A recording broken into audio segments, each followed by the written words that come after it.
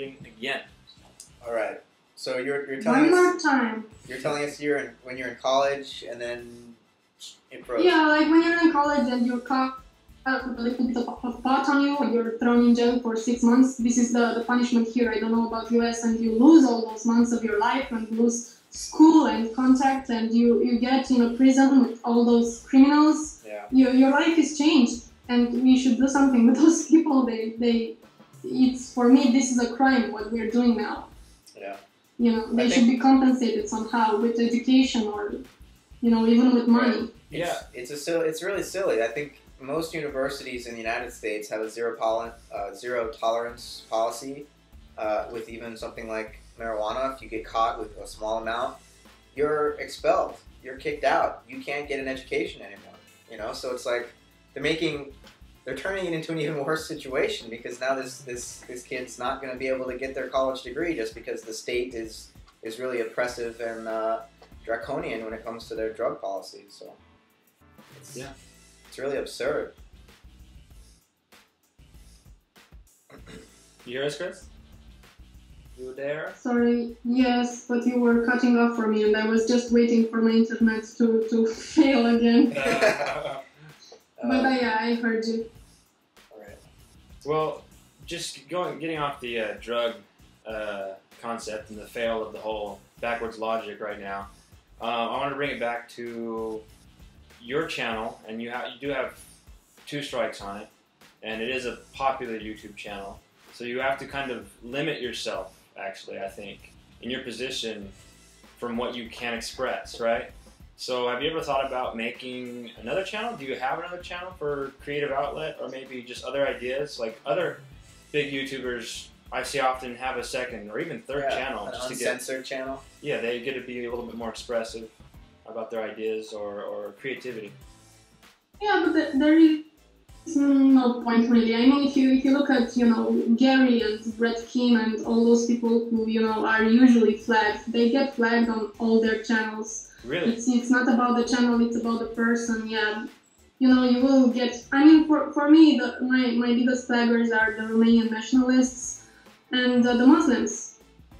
Mm-hmm. Or, you know, at least the videos in which I talk about Islam are the most, are under attack, you know, with flaggings and stuff. I think they have some bots or something.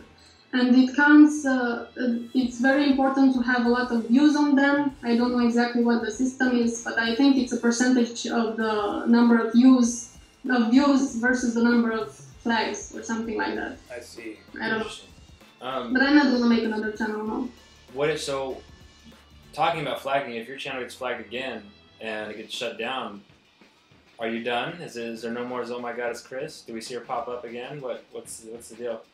I don't know, I probably will not make another channel. Okay. Just out of principle. Okay. Yeah, it's unfortunate that, I mean, I can see how there's got to be some sort of a self-policing flagging system, but it seems that just people aren't responsible enough to use it in a justified enough manner. And, you know, especially some very fundamentalist religious people don't respect this secular ideal of free speech, you know? So... Yeah, but this is not even about the people, you know, I'm not whining about that. I don't care if I get flagged, you know, or DMCA'd. This is not about them, the people who are doing this. This is about the YouTube system, which is screwed, you know, because they would have no power if YouTube had, you know, a good system who would prevent, you know, this kind of abuse.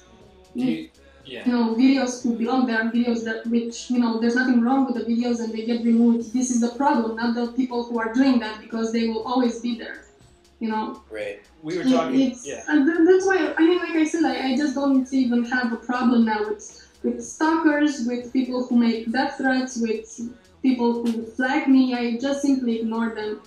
Of course, I don't have, you know, like Peach, I don't have a stalker who's actually a real person in front of camera who is trying to come get me, you know, like she does, because that's creepy as hell.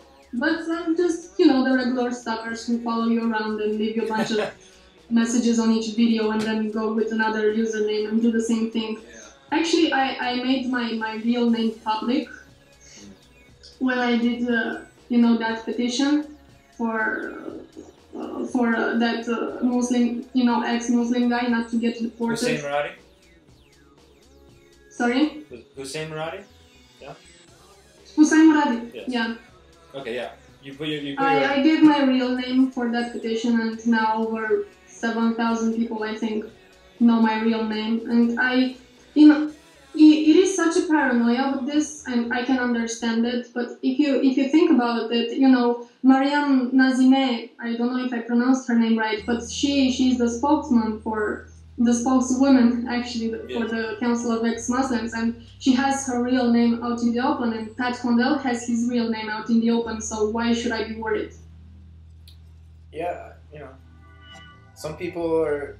Like Puro, for example, he doesn't want his name on the internet, and many others are kind of a little paranoid about that. But I think, and they have reasons, but once once I did this, once I have done this, I'm just not scared. I'm not afraid. It's just kind of like a release, I'm not worried now that anybody's gonna find my name because everybody has it.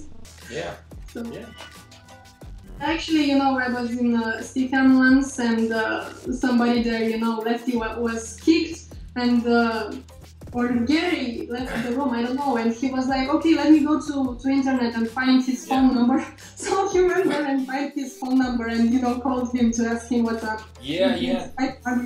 That's interesting about Stickam is because on Stickam or like Blog TV, YouTubers will be a lot more, I notice, liberal with personal stuff, personal information or whatever, just because it just seems more personal. I don't, because you're actually talking with them live, so you don't have time to really edit all the things you say.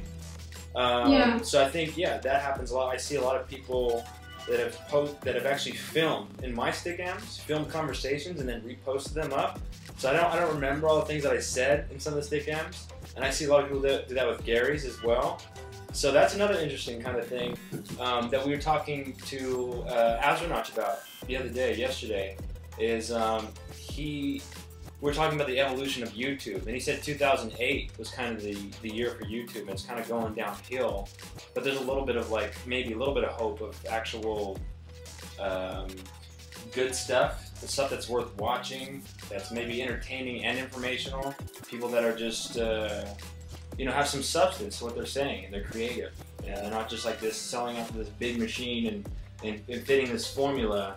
Like they're not fitting the Sexy Phil or Shane Dawson formula anymore. So it's interesting. I mean, I'm not hating on anybody. I don't care what Fred does or what Sexy Phil does. Like I said, those are people. They are not the biggest problem of YouTube. The biggest problem is the system who is promoting them, and of course the people who watch them, but we cannot really do anything about them. But we can change this method that YouTube has to promote videos. And this is why so far I didn't want to be a partner, because I just don't agree with it. It was tempting because I'm broke as poor. Yeah. But, now I don't think I can do it anymore because I have 2 strikes. But at some point I did get that, little window thingy asking me if I want to be a partner. Oh, okay. And I was like, no. Struggles. Yeah, Struggles. I'd say if you can't beat them, join them. Uh-oh. And if you are a partner, you're probably less likely, YouTube is probably less likely to take the flaggers as seriously. You'll have a little more standing. No.